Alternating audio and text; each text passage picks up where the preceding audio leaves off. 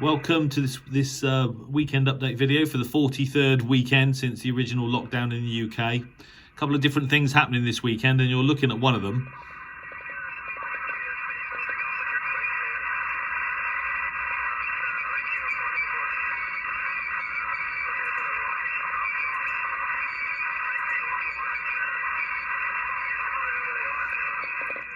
So this is the Xiegu G90 20 watt transceiver, and it doesn't belong to me, it belongs to my friend Nigel G0CQZ, who lives up the road from me, a member of the club. And I actually lent Nigel one of my Wellbrook loops a few months ago, and he had a go with it. I'm not sure how impressed he was with it. I don't think it was really a big improvement on his wire antennas. Obviously it's a very good antenna for a small amount of space, but anyway, he has been reading my with interest apparently my weekend updates, and particularly on my portable station that I had set up in Abingdon, which was the Yaesu FT-817 with the amplifier, and this there. So that's my that was my portable setup station. Well, it still is, but the problem is that it wasn't any good for me particularly, because you can't, that amplifier that I bought doesn't work on top band, and you can't, and therefore I can only transmit with 2.5 watts on that band.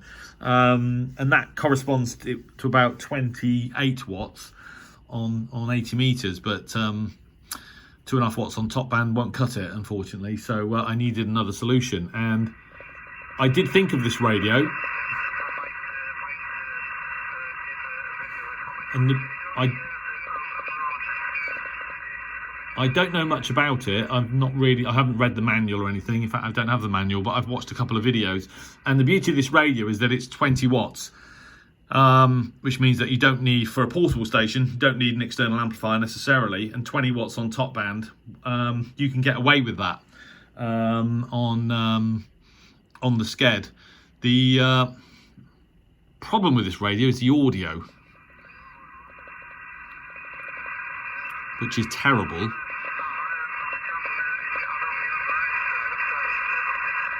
And I've just plugged my Bose into the headphone socket, and that didn't actually work. So, but that's probably me not doing something incorrectly. But the audio is not great. The screen is tiny, which is okay. It's very bright, and obviously, but there's a lot of information. So this is definitely a wear your glasses radio.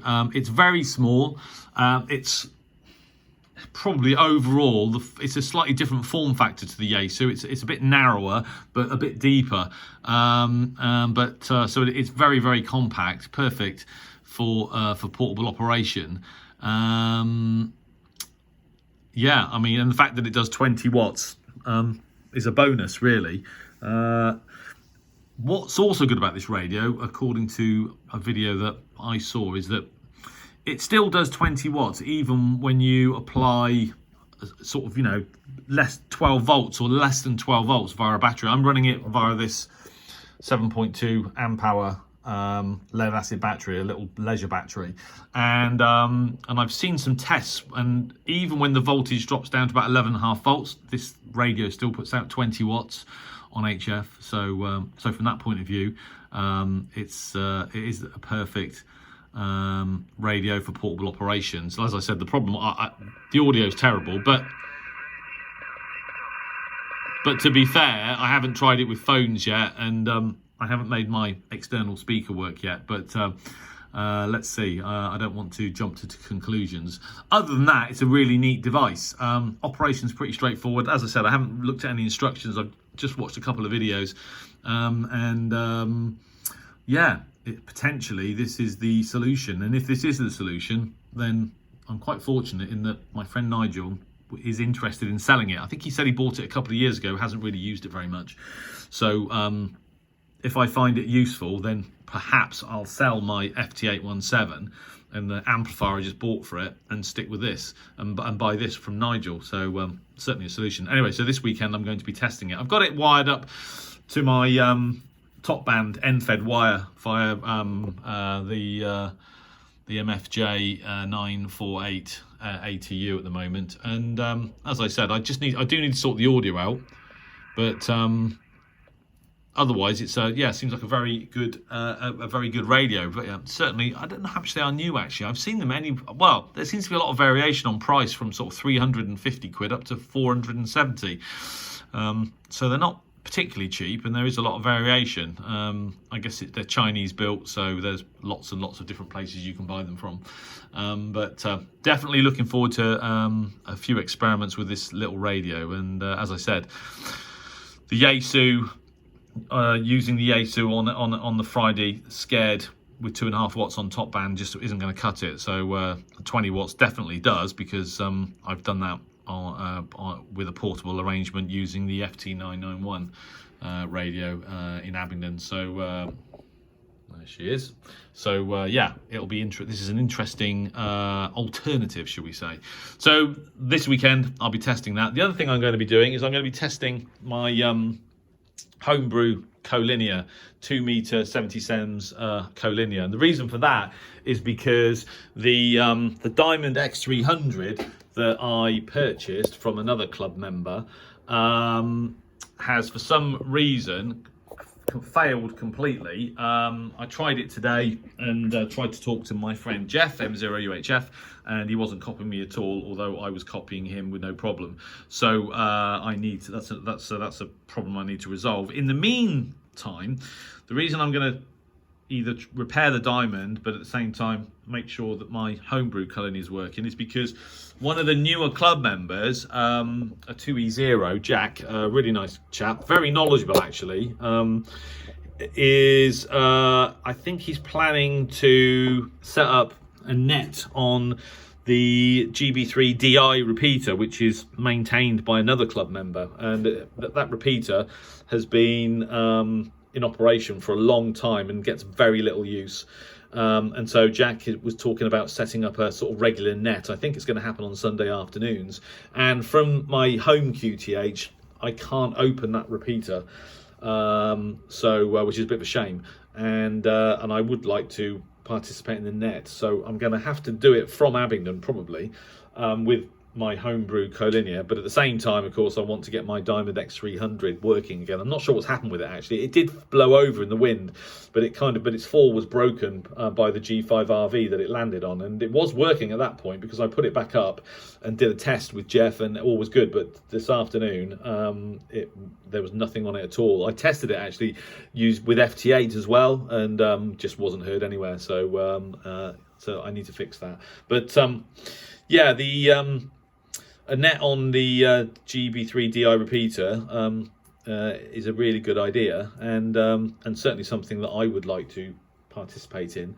So somehow I'm going to have to engage in that, but from Abingdon with either my Baofeng, which has the repeater programmed into it, or my FT-991, which also has that repeater programmed into it, and an external antenna. But I think maybe first off I'll just use the Baofeng with I've got a sort of a whip antenna for it, not the standard one, a better one, and I might go with that just to start with. But anyway, this weekend I'm going to basically just double check that my Homebrew CoLinear is all working okay, because if that net goes ahead, which it probably will, the Homebrew CoLinear will be my mainstay antenna for participating in that. So I'm going to be doing that.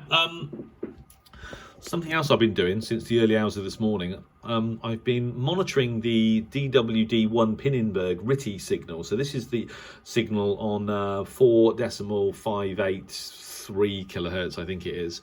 I'm monitoring it on using upper sideband, and I've been decoding the weather basically using this signal since the early hours of this morning. And the reason for doing it, well, what gave me the idea was because I've been trying to decode RTTY on the 7300. The problem there is that it will only decode an amateur RTTY signal, which has a different shift. It won't decode these meteorological signals, so which then reminded me that I've done this before with multi-PSK. So I got multi-PSK working yesterday, well, I say yesterday, but the early hours of this morning, and I just decided to keep it running. I was interested to know whether this RTTY signal on 4.582 or 3 kilohertz, how sort of robust it was during the day. And it's interesting that, I don't know what happened last night, but all through the day today, until we had a 5-minute power cut about half an hour ago, that RTTY signal has been very, very strong, solid, rock solid, and it's been decoding solidly. I've got a signal to noise ratio of +8 dBs. It's been, and it's not really varied between sort of +5 and +8, and obviously dropped down a little bit during the day today, but still no problem. And some of these notifications, these weather reports, are actually quite interesting. So this weekend I'm going to leave it running this weekend and just see if it will just stay rock solid. I'm using the ELAD FDM Duo, and you can actually see the signal there. Yeah, just interested to know whether that DWD1 Pinnenberg signal, it will remain rock solid through the weekend. I'm sure it will, but let's see. Another little experiment that I'm doing. The other thing you might be aware of is that I've been given the keys to the Harwell Twitter feed, and we've been scrabbling around for the login credentials for literally months, and finally got them and logged in, and I've taken control of the Harwell Twitter feed. And what's good is that I've done a separate video on it, but I've upgraded all the branding to match the website. We had 65 followers a couple of days ago. Now we're up to 90 already. I've just done a video on my Twitter feed. Oh, sorry, on my on the YouTube channel, just to ask everybody who follows me on YouTube to, if they're on Twitter, to follow the Harwell Twitter feed, and which is Hars at Golf 3 Papa India Alpha, which is the club station call. As I said in my other video, I'm going to keep it updated regularly. This is the notification for the Sked at 8:30 this evening, Roger's Friday night Sked, and then another notification for the training course, etc. That starts tomorrow, by the way. There's an intermediate training course tomorrow, but by the time you see this video, it will have already started. And as is the key to all of these social media platforms, the thing to do is to keep them updated regularly, and then people do take the time to check them out, which is what we want, really. So going to keep that updated over the weekend. The other thing I'm going to be doing this weekend is I'm going to continue to monitor the signals from Mongolia on Longwave. Some of you will have noticed that I'm sure that I managed to finally copy some audio. You haven't seen that video yet on Longwave from Mongolia on 209 kilohertz. But there was also a carrier on 164 yesterday. So this weekend I'm going to continue to monitor the Longwave band for any Mongolian signals. I'm going to be using probably the ELAD FDM Duo, although I have also been using the RS PDX from SDR Play, another superb receiver. I mean SDR receiver. I mean, those two are probably two of the best SDRs ever made, other than perhaps the Perseus, which I sold, and now I'm sort of regretting it. So I'm going to be doing that as well. I saw a video on YouTube of a guy in Romania, Tudor, who using a 360 meter long antenna copied Mongolia with quite good audio on Longwave on 209 kilohertz, but 360 meter antenna, that's kind of serious SHIT, and to have copied some audio, even if fleeting, with my Wellbrook loop out in the back garden, I consider that to be a bit of a result as well. So I'm happy with that. I want better audio, so I'm going to keep listening and hope that I can copy something and record something that's a bit more impressive than what I've got already. Although what I've got already, I think, is pretty impressive. You know, Mongolia on Longwave is, well, for me, it's the holy grail of DXing. There aren't many more difficult stations to copy other than the few low power regional stations in the Pacific. Some of which I copied when I was in Australia.